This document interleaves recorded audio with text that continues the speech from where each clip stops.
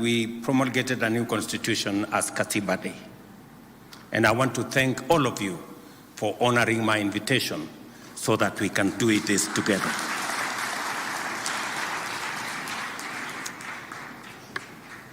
As I reflected on how this should be done, I also was informed by the journey. What we discussed during the constitution-making process is that we had too many holidays. That was actually one of the problems we had, and that is why there was an attempt by the new constitution to consolidate national holidays, that there were too many. And so it was the reason why I also thought, in the spirit of this constitution, we should not make this a national holiday where there is no work.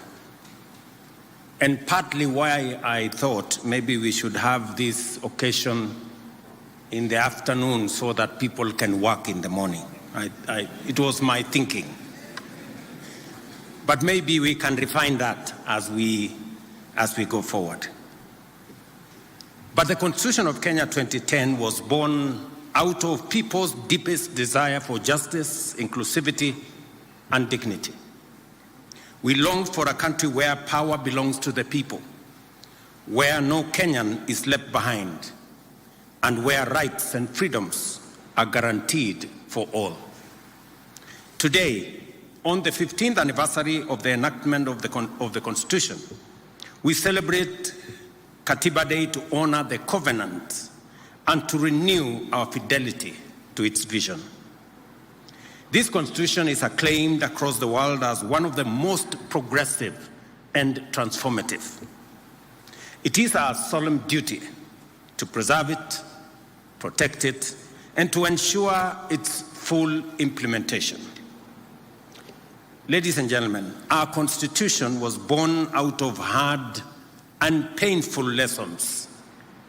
The tragic events, for example, of 2007-2008 remind us how far our nation could descend when institutions fail, when resources are hoarded by a few, and when divisions are cynically exploited.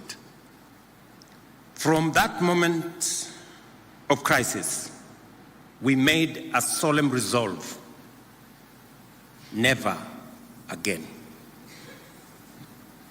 Never again would Kenya be brought to the brink of collapse by impunity and injustice.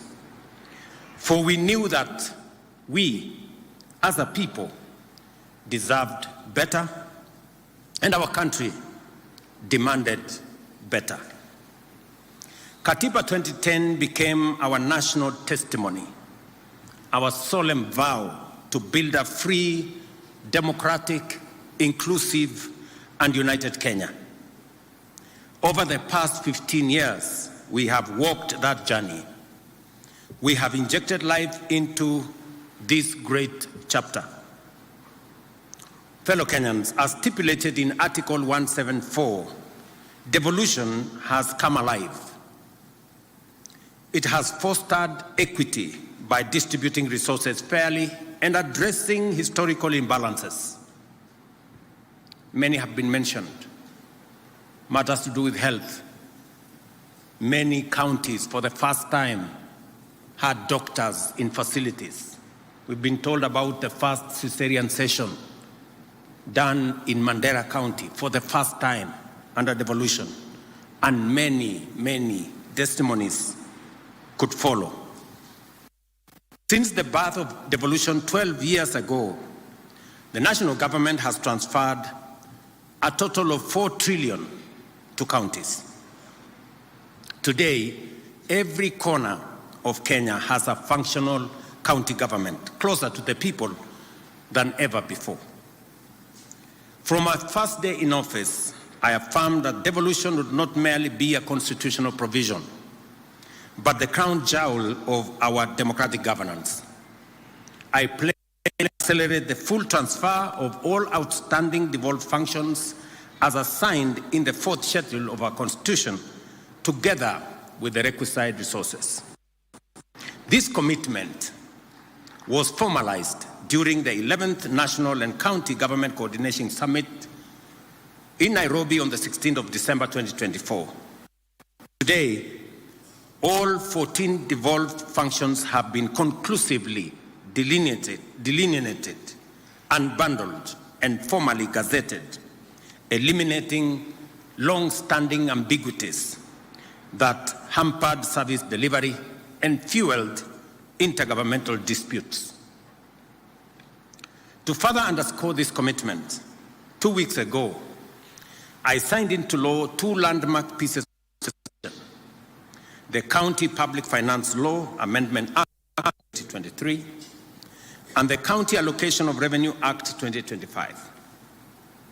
In line with Article 217 of the Constitution, this law will enforce the principle of equitable revenue sharing among counties, guarantees fairness in the distribution of national resources, and empowers county assemblies to play their right and clearly define the respective mandates of both national and county governments.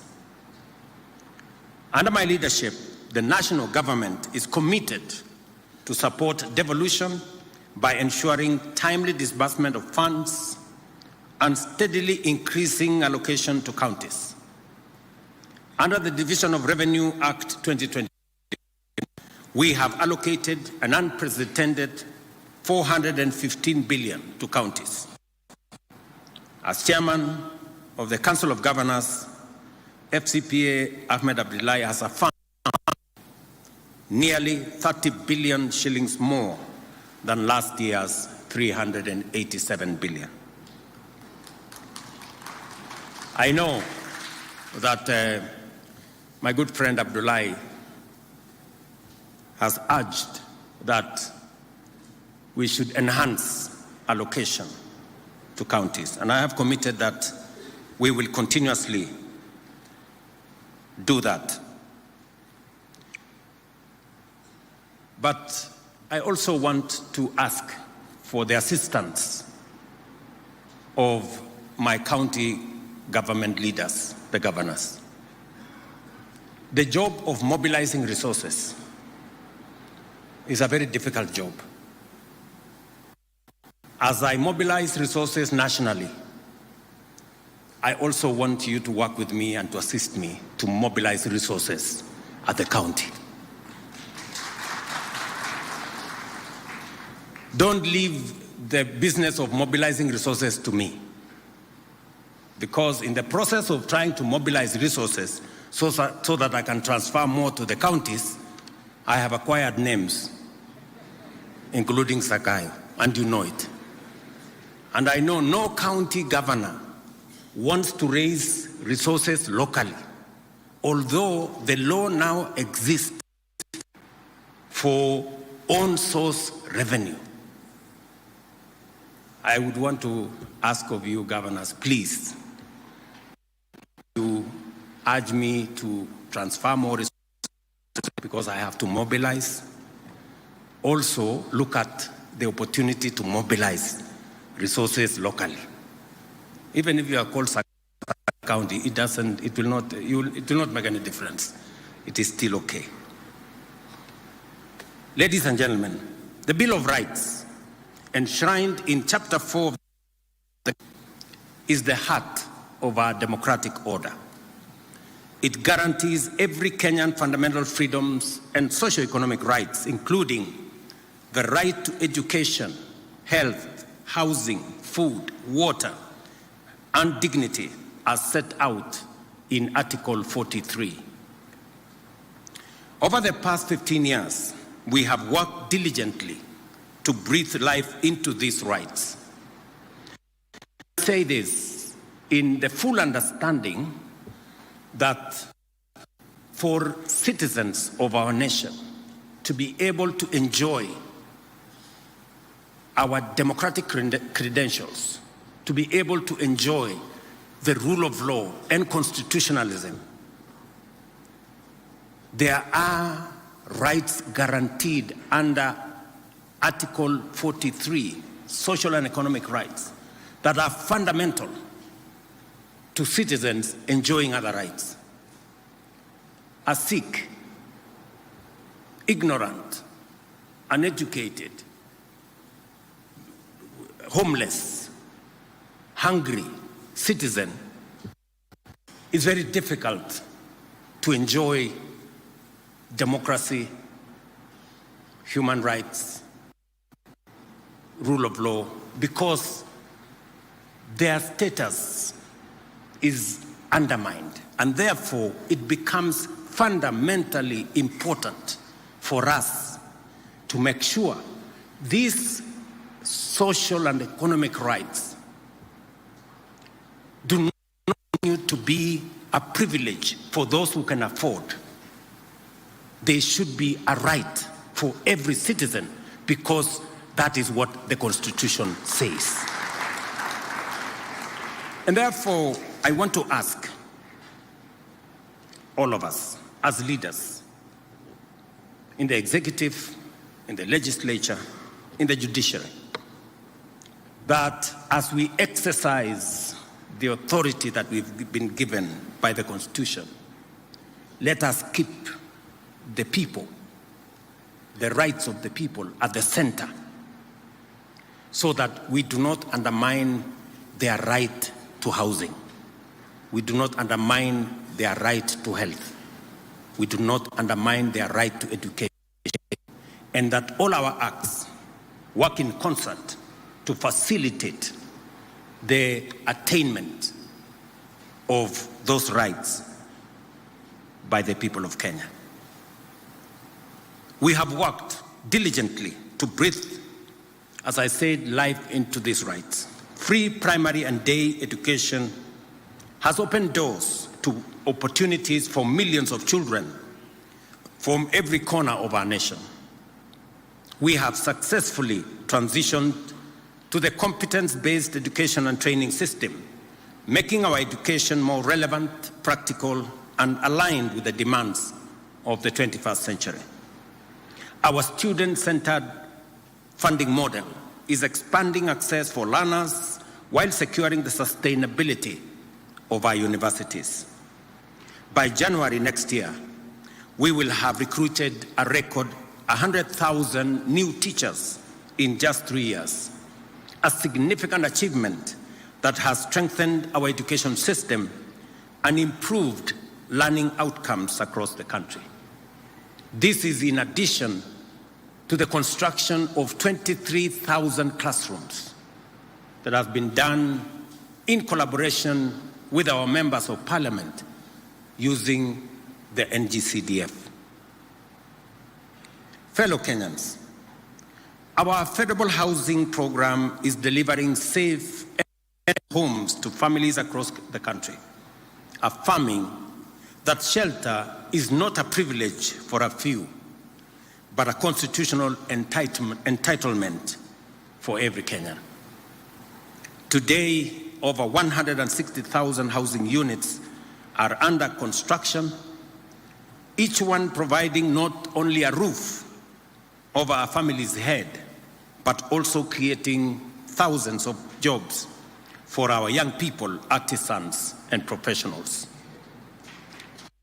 I committed we will be handing over the next 5,000 units right here in Nairobi and other counties this month.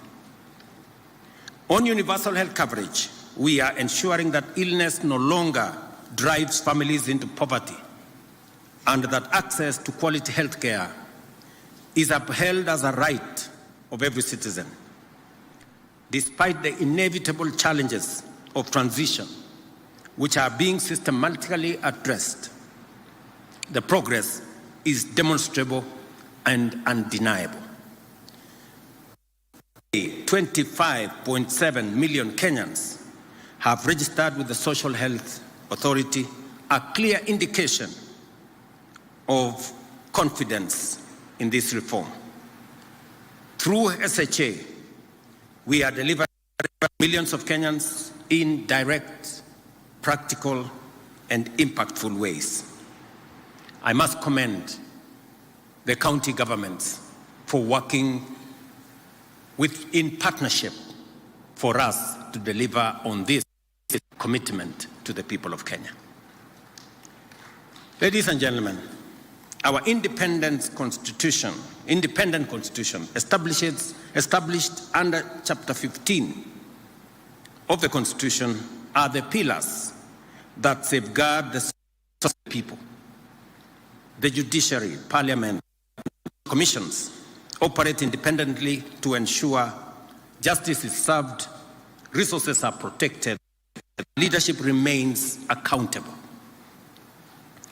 Yet while independent, they are also interdependent, bound together by the shared duty to uphold the Constitution and serve the public good.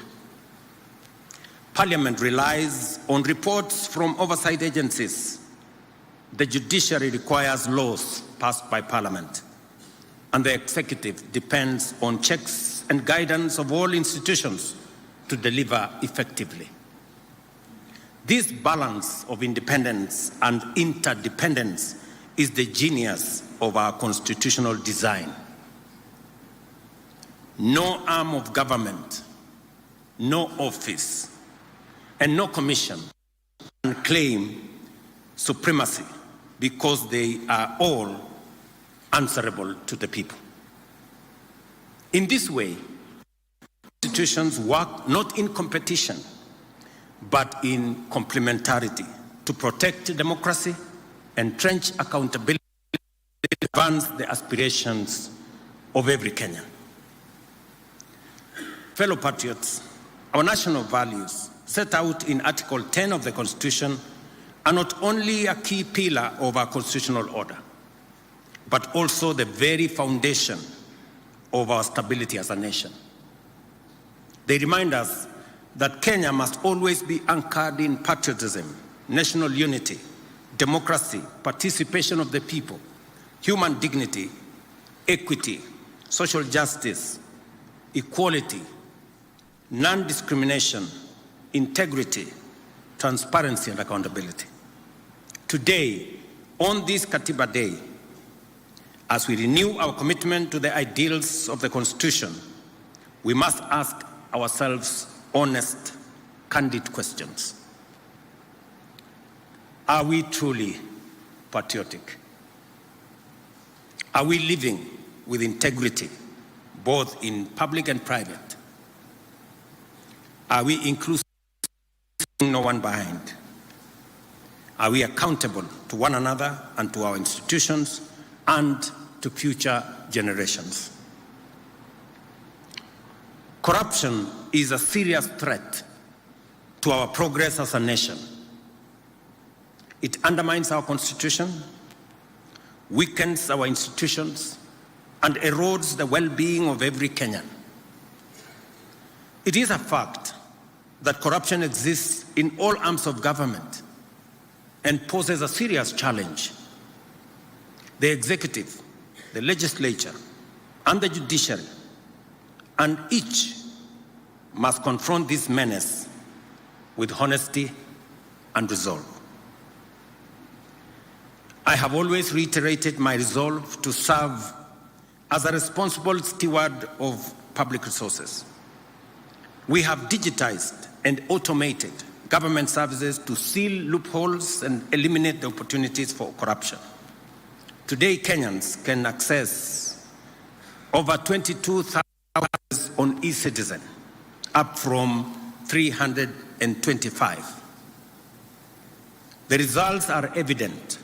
Revenue collection has risen dramatically to over 1 billion every day, translating to more than 500 billion annually.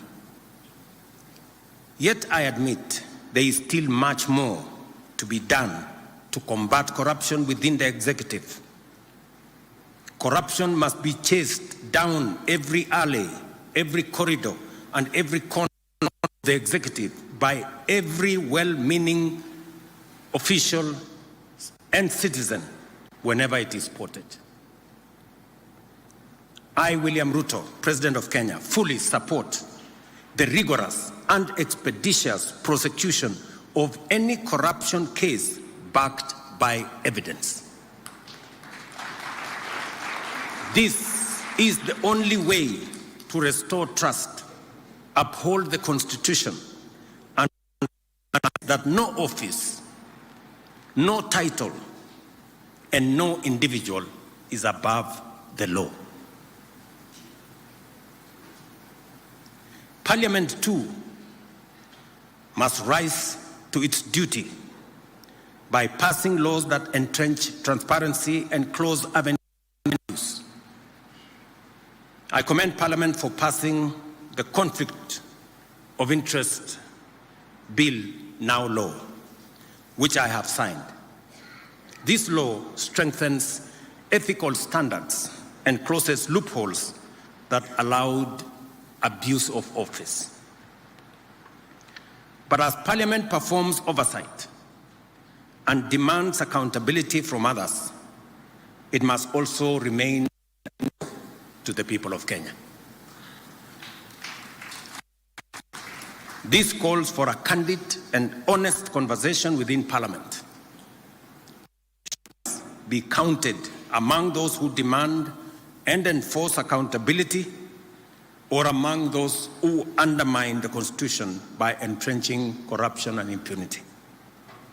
That's a question, Mr. Speaker, Parliament must ask itself.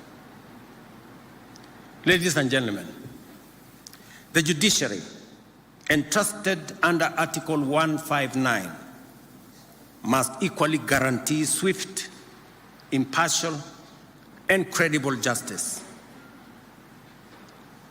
Justice delayed, it is said, including in corruption cases, is not justice only deferred, but justice actually denied.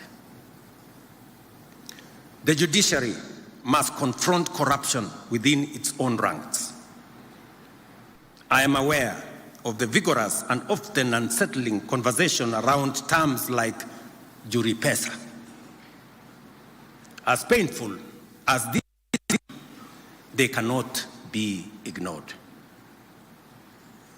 If the institution mandated to dispense justice is perceived as corrupt, it not only erodes confidence, but undermines the very Constitution it is sworn to protect. The judiciary must rise to its highest calling to cleanse itself, uphold its independence with integrity, and prove itself the true temple of justice for all Kenyans. My administration, at the request of the judiciary, has provided resources for the hiring of additional judicial officers, especially judges. So far, in 3 years, we have appointed and I have sworn in 47 judges. Another 50 recruited as we talk. We'll make it 97 judges in 3 years. No other administration has provided such kind of human capital to support our judiciary. It's paid for by the people of Kenya, and it's right for us, as the people of Kenya, to demand expeditious justice to those who come before our court. In summary, fellow citizens, our national values must not remain words on paper. They must be lived, practiced, and defended every day by every institution, by every leader, and by every citizen. As President, I solemnly reaffirm my oath to uphold, protect, and defend the Constitution of the Republic of Kenya. I call upon all arms of government the executive, parliament, and the judiciary, as well as our independent institutions and every citizen of our republic to faithfully discharge their responsibilities in fidelity to the Constitution. Knowing very well that all of us are citizens of this country, every right we enjoy comes with obligations. And those of us who have the privilege to exercise authority, we must know that authority comes with responsibility, and responsibility is accompanied by accountability. And therefore, we must act in the context of what the Constitution allows us to do. For it is not only through our shared commitment that we can secure justice, uphold democracy, guarantee the prosperity of our nation, and truly breathe life into our Constitution, but by doing it together, united as a nation. I am very happy that though late, we have today started the journey to celebrate Katiba Day so that we can use this day to continue the robust conversation that Kenyans are used to. We have heard from the Right Honorable Raila Odinga the aspects that, in his view, require review. There are those who have other ideas. There are those who think that we have too many constitutional commissions. There are those who think we should change the formula on sharing of revenue. There are those who think, and we should, all of us, as we celebrate this Constitution, we must celebrate the good, reflect on what is deficient, and work together towards making our country better. With those many remarks, ladies and gentlemen, I thank you for your attention. Asante sana.